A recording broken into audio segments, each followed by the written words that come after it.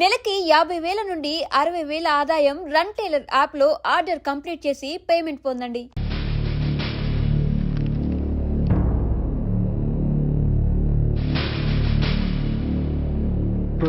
Your honour, ఈ నేరస్తుడిని కఠినంగా శిక్షించండి అని వాదించడానికి కూడా ఒక్క నిమిషం ఆగి అతని వయసును సమీక్షించుకోవాల్సినంత చిన్న వయసులో ఇతను 2 హత్యలు చేశాడంటే మన న్యాయ వ్యవస్థ మొత్తం ఒక్కసారి మళ్లీ ఆలోచించుకోవాల్సిన పరిస్థితి ఏర్పడింది.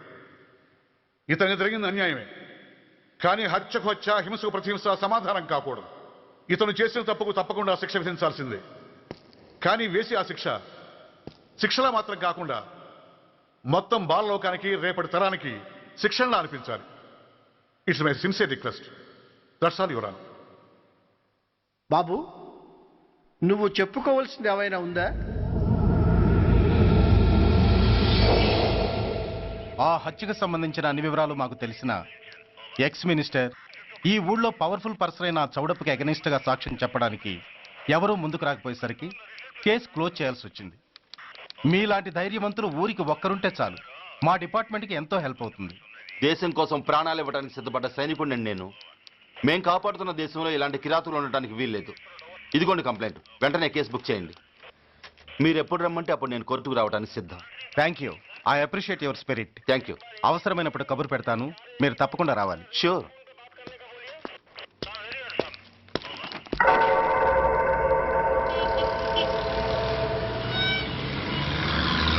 అవును సార్, రిపోర్ట్ ఇచ్చి వెళ్ళాడు.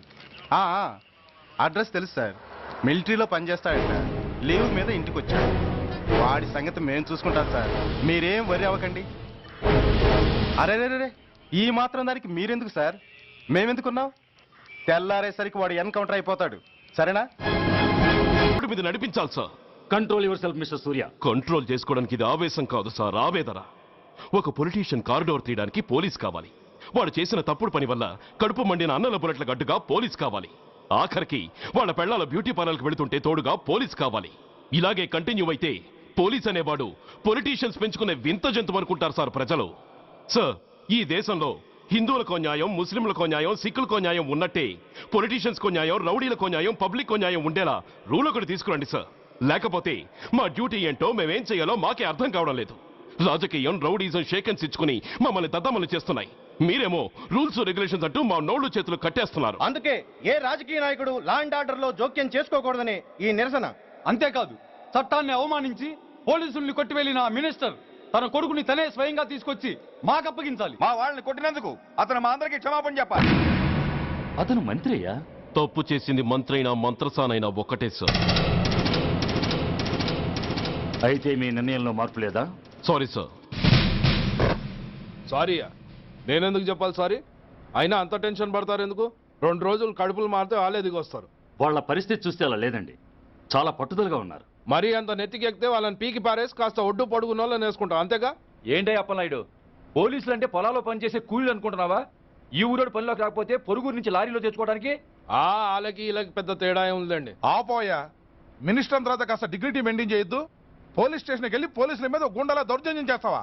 ఏంటండి, పోలీసులను ఎప్పుడు ఎవడు తిట్టలేదా, కొట్టలేదా? అదేదో పెద్ద పాపమైనట్టు, అదే నేను మాత్రమే చేసినట్టు మాట్లాడతారేంటి? ఇదిగో, ఊరికే నోరు పారేసుకోకుండా నేను చెప్పేది విను. ఈ రోజు వైజాగ్ సిటీ వరకు ఉన్న ఈ స్ట్రైక్ రేపు స్టేట్ అంతా పైకిందనుకో, అప్పుడు మొత్తం ప్రభుత్వానికి ఎసరు వస్తుంది. ఆ పరిస్థితి కనుక వస్తే నిన్ను పార్టీ నుంచి ఈగ ముక్కను పీకినట్టు పీకి పారేస్తారు. అప్పుడుగా నేను ఎందుకు చెప్పాను నీకు అర్థం కాదు. అప్పలనాయుడు గారు, ప్రెసిడెంట్ గారు చెప్పింది కరెక్ట్. ఓటితో పోయేదాన్ని గొడ్డల దాకా తెచ్చుకోవడం దేనికి చెప్పండి? అయితే ఇప్పుడు నన్ను ఏం చేయమంటారు?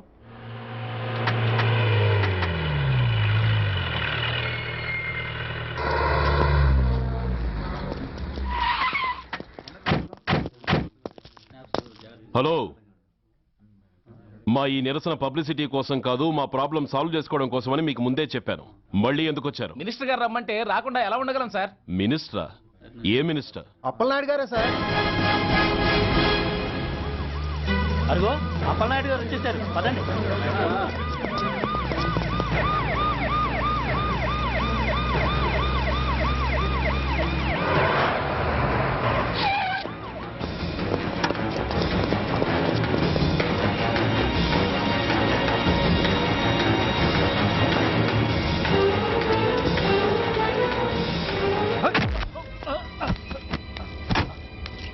కొడక ఏమనుకుంటున్నారా? నువ్వేమన్నా పెద్ద రౌడీవా? నా పరువు తీసేసావు కదరా, నా కడుపును చెడబుట్టావు కదా బాబా. పోలీసులు అంటే ఎవరు అనుకుంటున్నారా? వాళ్ళు మనల్ని కాపాడేవాళ్ళరా, వాళ్ళనే అవమానిస్తావా? వెళ్ళరా, వెళ్ళి వాళ్ళ కాళ్ళ మీద పడి క్షమాపణ అడుగు, వెళ్ళవు. వీడు చేసిన వెధవ పని తెలియక కన్న తండ్రిగా తొందరపడి వీడిని తీసుకెళ్లాను. నిజం తెలిసాక ఓ బాధ్యత గల మంత్రిగా జరిగిన దానికి సారీ చెప్పి వీడిని మీకు అప్పగిస్తున్నాను. నన్ను క్షమించండి. చాలా థ్యాంక్స్ అండి. ఇంకా మీరు కెమెరాలు ఆపండి. మినిస్టర్ గారు మిమ్మల్ని పిలిపించిన కార్యక్రమం అయిపోయింది. మీరంతా బయలుదేరచ్చు ప్లీజ్. పిలవగానే వచ్చినందుకు మీ అందరికీ చాలా థ్యాంక్స్.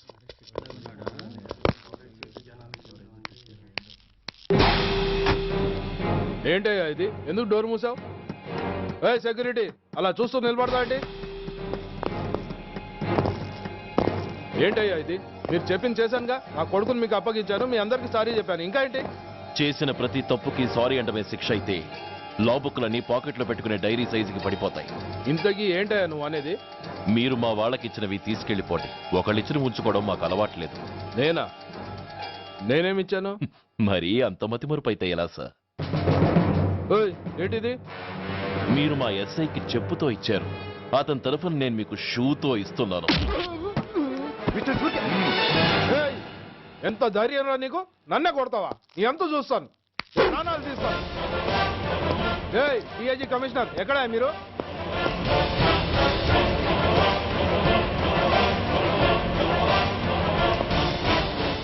ఇది మా రైటర్కి ఇచ్చింది, ఇది మా సెంట్రీకి ఇచ్చింది. ఇక ఒకటి మిగిలింది. ఇంకోట ఏంటది? ఈ ఎఫ్ఐఆర్ ని నలిపినందుకు.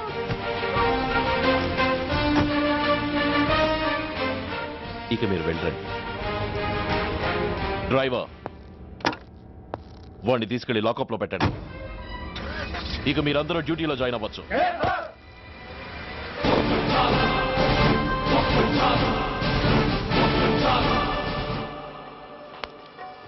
హలో, ఎక్స్క్యూజ్ మీ.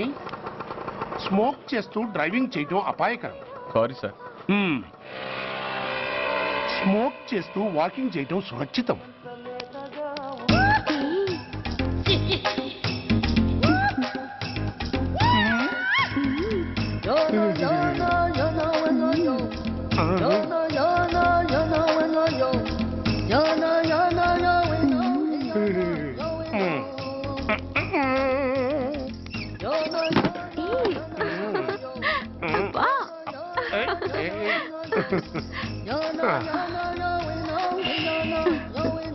ఎలా ఉంది?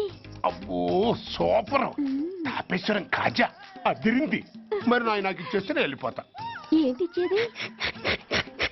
నా పంతనానికి పేమెంట్. ఏంటి అర్థం కాలేదా?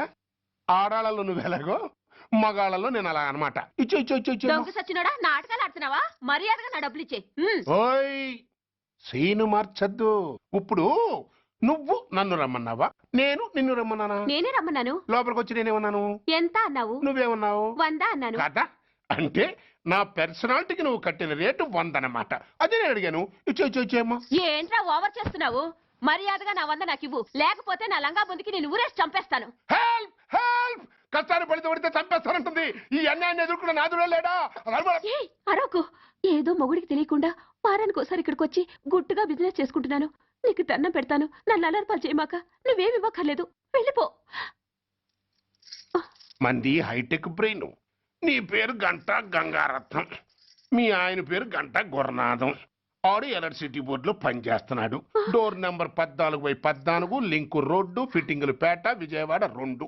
ఇది నీ అడ్రస్. నేను మంచోడు గనక కమిట్ అయిన 100తో అడ్జస్ట్ అయిపోతున్నాను.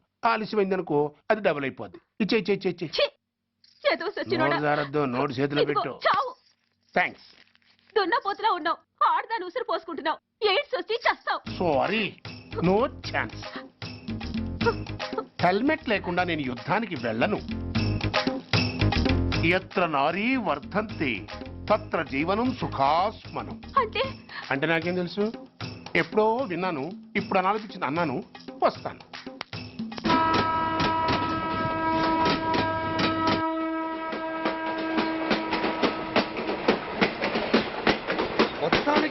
ఆంధ్రప్రదేశ్ పర్యటన ఒక రౌండ్ పూర్తయ్యి రెండో రౌండ్ లో పడ్డామన్నమాట. ఏంట్రా నీలో నువ్వే కొనుక్కుంటున్నావు? అబ్బే ఏం లేదు గురు, నువ్వు సర్వీస్ లో చేరిన తర్వాత నీ అండర్లో నేను హైదరాబాద్ నుండి బందర్లో పడి తిరిగిన జిల్లా తిరగకుండా తిరిగి తిరిగి తిరిగి తిరిగి హైదరాబాద్ చేరుకుంటున్నాం కదా, దాని గురించి. నవ్వు నవ్వుతావు ఎందుకు నవ్వు? చిన్నప్పుడు ఎవడో ఒక సన్నాసి నా చెయ్యి చూసి లోక సంచారం అవుతావు అన్నాడు. దాంతో నేను ఏ విమానం పైలట్లో షిప్ కెప్టెన్ అవుతాననుకున్నాను, కానీ ఇలా నీతో పాటు తిరుగుతూ రాష్ట్రమంతా సర్వే చేస్తాననుకోలేదు. ఏడ్చావులే. నిజంగానే ఏడ్చినట్టుంది. డ్రెస్ కిందకు 30 ఏళ్ళు వచ్చినా ఇంకా పెళ్లి కాలేదంటే తెలిసిన వాళ్ళందరూ నన్ను ఆట్ అయిపోయి అనుకుంటారు తెలుసా? అయితే ఓ మంచి అమ్మాయిని చూసి చేసుకోవచ్చుగా. చేసుకోవచ్చు, ఎందుకు చేసుకోకూడదు? కానీ అవకాశం ఏది? ఫస్ట్ బందర్ బస్ స్టాప్ లో అమ్మాయిని చూసి ముచ్చటపడి పేరు అడుగుదాం అనుకున్నా. అడిగే లోపల ఆదిలాబాద్ ట్రాన్స్ఫర్ చేశారు. అక్కడ ఇంకో సుందరి కనిపించింది, పేరు అడిగా. ఆ అమ్మాయి పెద విప్పే లోపల ప్రకాశం జిల్లా పంపించారు.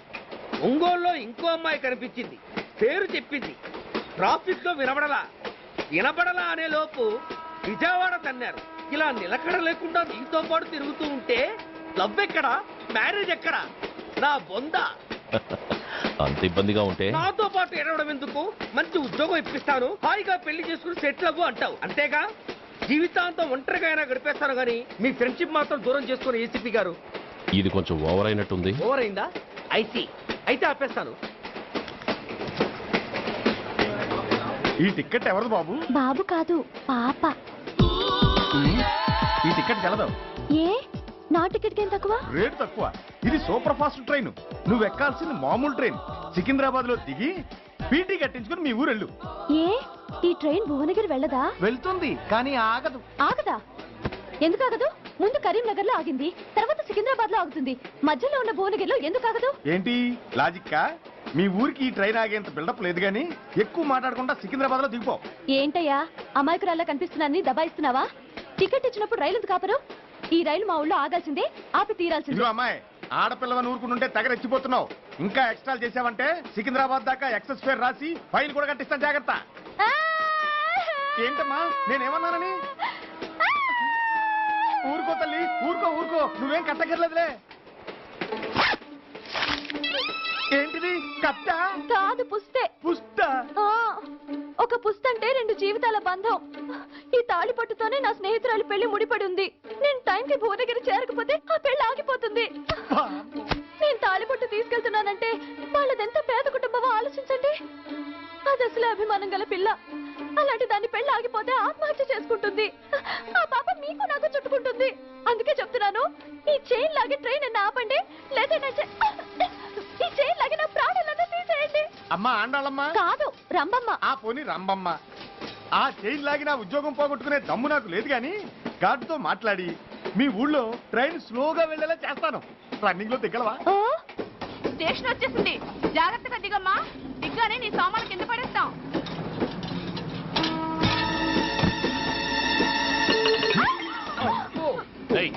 అసలు నీకు బుద్ధుందా?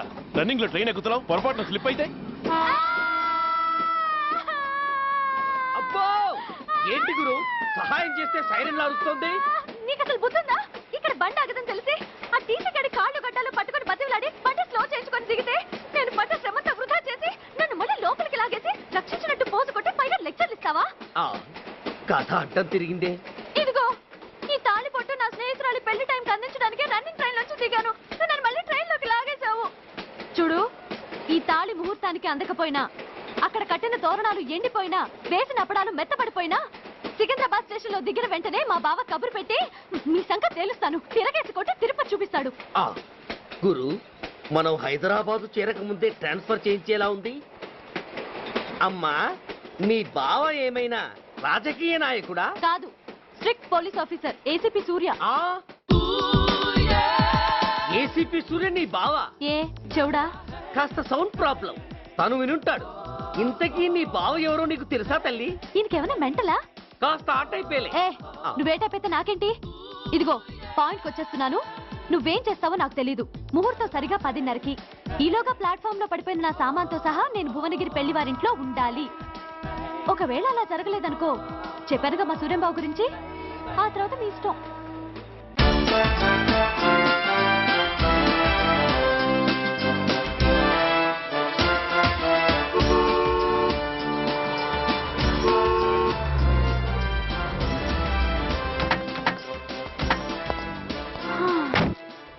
జురాసిక్ పార్క్ లో చిన్న డైనోసార్ లాగా ఏంటా లుక్కు?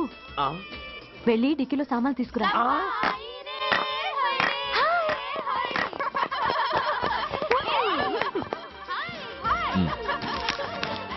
పర్వాలేదు, ఉంచుకో. టికితి ఏంటి ఆలస్యంగా వచ్చావు? సారీనే. అది సరిగాని అతను ఎవరే? వీడా, వాడు అసిస్టెంట్. మరి అతను? వాడా, మన బాడీ గార్డ్. అవును, పెళ్లి కూతురేది? లోపల మేకప్ అవుతుంది.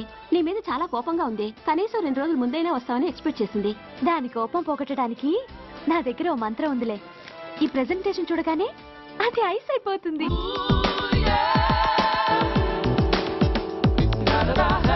రండి, దాని దగ్గరికి వెళ్దాం. Hi uncle. నమస్తే సార్, వెల్కమ్ సార్. మీకు వైజాగ్ కార్డు పంపించారు సార్. పర్సనల్గా చెబుదామని ఫోన్ కూడా చేశాను. మీకు హైదరాబాద్ ట్రాన్స్ఫర్ అయిందని చెప్పారు. అక్కడ హెడ్ క్వార్టర్స్ కూడా కార్డు పంపించాను. మీకు అందుతుందో లేదో, వస్తారో రారోడని తెగ టెన్షన్ ఫీల్ అయ్యాను సార్. నాకు ఇన్ఫర్మేషన్ అందింది, అందుకే వచ్చాను. చాలా సంతోషం సార్. మీరు రండి సార్. గోమతి, దీపికా కపులావ్, కోరాయా దేక్. ఏంటి అతన్ని బాడీ గార్డ్ అన్నావు? అంకుల్ ఏమో అంత రెస్పెక్ట్ ఇచ్చి హడావుడు చేస్తున్నారు. ఉండవే, అసలే మతిపోయి నేను ఏడుస్తుంటాను. హలో, ఏంటి జురాసిక్ పార్క్ లో పెద్ద డైనోసార్ల మొహం పెట్టావు? షాక్ అయ్యావా? అప్పుడే ఏమైంది? ఇంకా ముందుంది. ఇదిగో నీ బ్యాగ్, ఇదిగో నీ పెట్టి. నీకెప్పుడు చెప్తుండేవాడిని, మా పోలీసులో హీరో, మా డిపార్ట్మెంట్ కి గర్వకారణమని. అంటే ఏసీపీ సూర్య. అవునమ్మా. Nice meeting sir. I am so thrilled sir. మా భార్య సార్. నమస్తే జీ. నమస్తే. మా అల్లుడు sir. Glad to meet you sir. వాళ్ళ father sir, ACP Suryan sir. Hello sir. ఏవే రమ్మా, ఇలా రావే. ఏ నిన్నే పిలుస్తుందే. నోరు మూయండి. Hello, calling. Go go.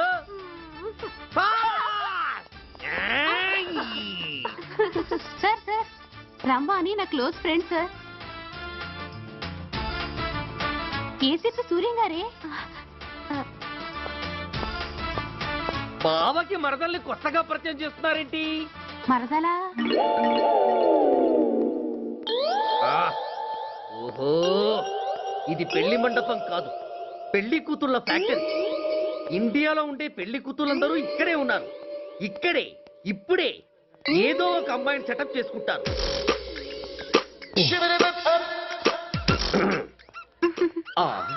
లేత క్యాబేజీ లాంటి కాలేజీ పిల్ల నన్ను చూసి నవ్విందంటే ఇక ప్రొసీడ్ అవ్వడమే. Hello, hi. ఎక్స్క్యూజ్ మీ, నన్ను చూసి మీరు నవ్వారంటే డెఫినెట్ గా నేను మీకు నచ్చుండాలి. Am I correct? ఆహా, ఇంకా ఎందుకు ఆలస్యం? పదండి, పార్క్ వెళ్దాం. అమ్మో, పార్కు కా? ఎందుకు? ఎందుకేమిటి, మనసు విప్పి మాట్లాడుకోవడానికి. అమ్మో వద్దండి, మాది అసలే సాంప్రదాయమైన కుటుంబం. మీరు నన్ను పార్కుకు తీసుకువెళ్తారు, అక్కడ ఉన్న లవ్ జంటలు చూసి మనం కూడా అలా మాట్లాడుకుందామని నా భుజం మీద చేస్తారు. ఆ తర్వాత నన్ను ఏ పొదల్లోకి తీసుకెళ్తారు. అమ్మో, అక్కడ ఏ తప్పో జరిగిపోతుంది. వద్దండి, మాది అసలే సాంప్రదాయమైన కుటుంబం. అయ్యయ్యో, నేను అలాంటి వాడిని కాదండి. నేను మిమ్మల్ని ఏమీ చేయను. పోనీ పార్క్ వద్దంటే మరిద్దరం కలిసి సినిమాకి వెళ్దాం. సినిమాకా? అమ్మో వద్దండి, మాది అసలే సాంప్రదాయమైన కుటుంబం. ఇద్దరం సినిమాకి వెళ్ళాక న్యూస్ అవగానే లైట్లు ఆపేస్తారు. ఆ తర్వాత మీరు చిన్నగా నా భుజం మీద చెయ్యేస్తారు. ఆ చీకట్లో లిప్ టు లిప్ కిస్ చేస్తారు. ఆ తర్వాత ఏ తప్పో జరిగిపోతుంది. అమ్మో వద్దండి, మాది అసలే సాంప్రదాయమైన కుటుంబం. అయ్యయ్యో, ఆ మాటకొస్తే మా కుటుంబంలో సాంప్రదాయమే తప్ప అసలు కుటుంబమే లేదండి. నేను చాలా జెంటిల్మెన్ని, ఎలిజిబుల్ బ్రహ్మచారిని. నేను మిమ్మల్ని ఏం చెయ్యను. మీ ఒంటి మీద అసలు చెయ్యే వెయ్యను. ప్రామిస్. నువ్వేం చేయనప్పుడు నీతో సినిమాకి పార్కుకి రావడం దేనికి రా? అమ్మో, సాంప్రదాయమైన కుటుంబం అంటే అర్థం ఇదా? కొంపదీసి ఎవరు చూడలేదు కదా? నేను చూశాను కదా.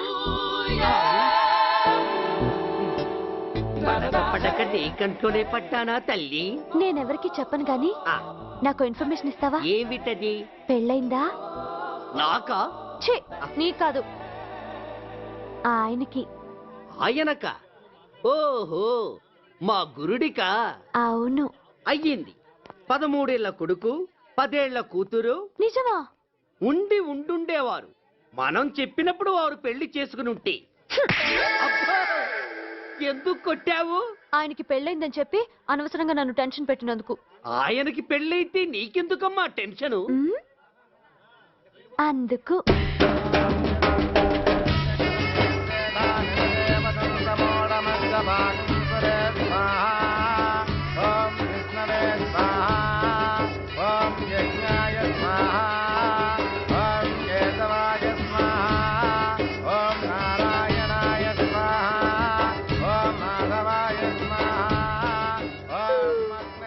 ఎందుకే అలా ఉన్నావు?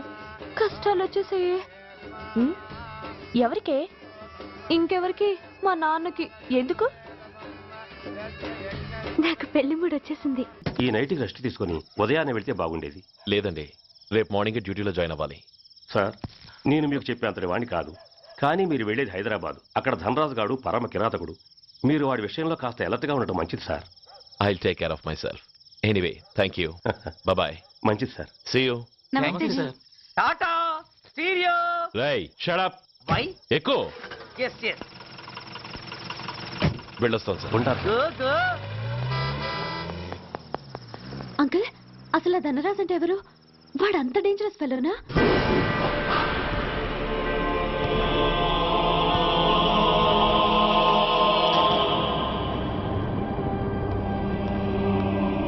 అన్నా, నా అన్నా,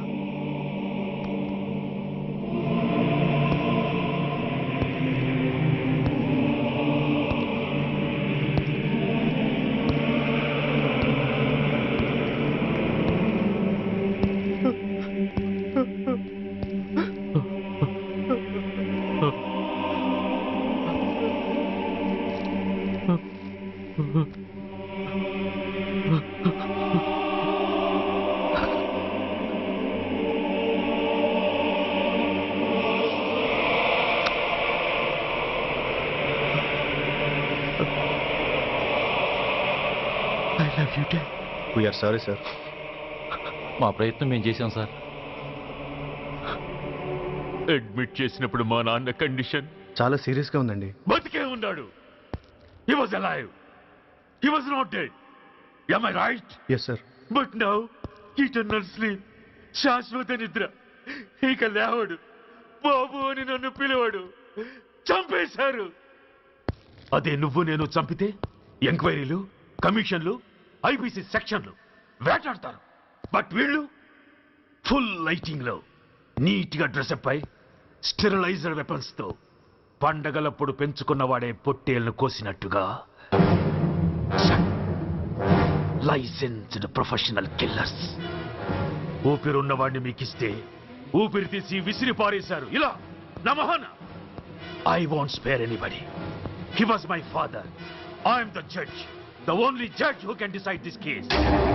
ఈ ముద్దాయిలు బతికున్న వాడిని కోసి చంపినట్టుగా సాక్ష్యాధారాలతో రుజువైనందున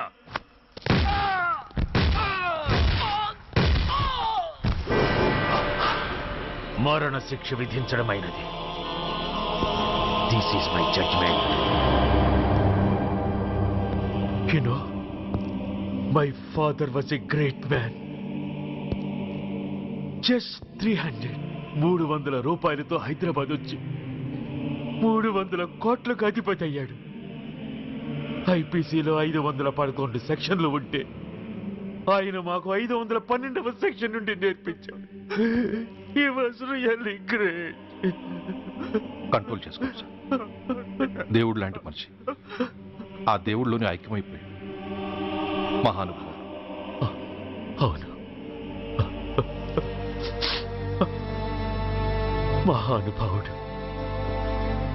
ఆ మహానుభావుడు ఆత్మశాంతికి మనం 2 నిమిషాలు మౌనం పాటిద్దాం.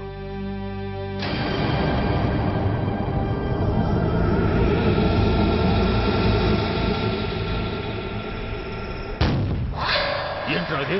రేపు దీపావళి పండుగ అన్నా. నో, మహానుభావుడు పోతే మౌనం పాటించాలి గాని మందులు కాల్చకూడదు. నా దుఃఖం ఎవరికి సంతోషం కాకూడదు. రేపు పండగ జరగకూడదు.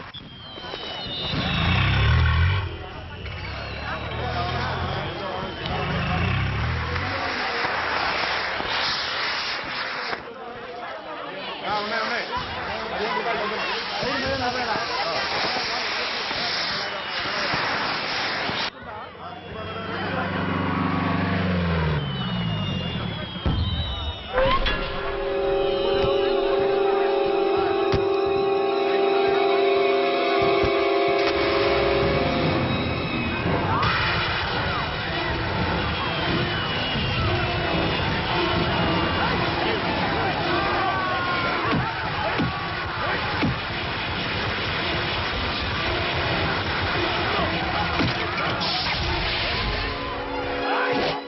ఇప్పుడు ఏం కొంపలు మునిగిపోయాయని ఫైరింగ్ ఆర్డర్స్ ఇవ్వమంటావయ్యా? అదేంటి సార్, ఎంతో మంది అన్యాయంగా బలైపోతున్నారు సార్.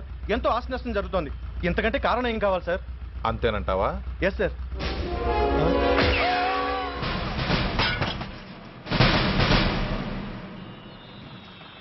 ఎంతమంది మామూలు జనం చస్తే ఒక ఎస్ఐ చావుకు సమానం అవుతుంది.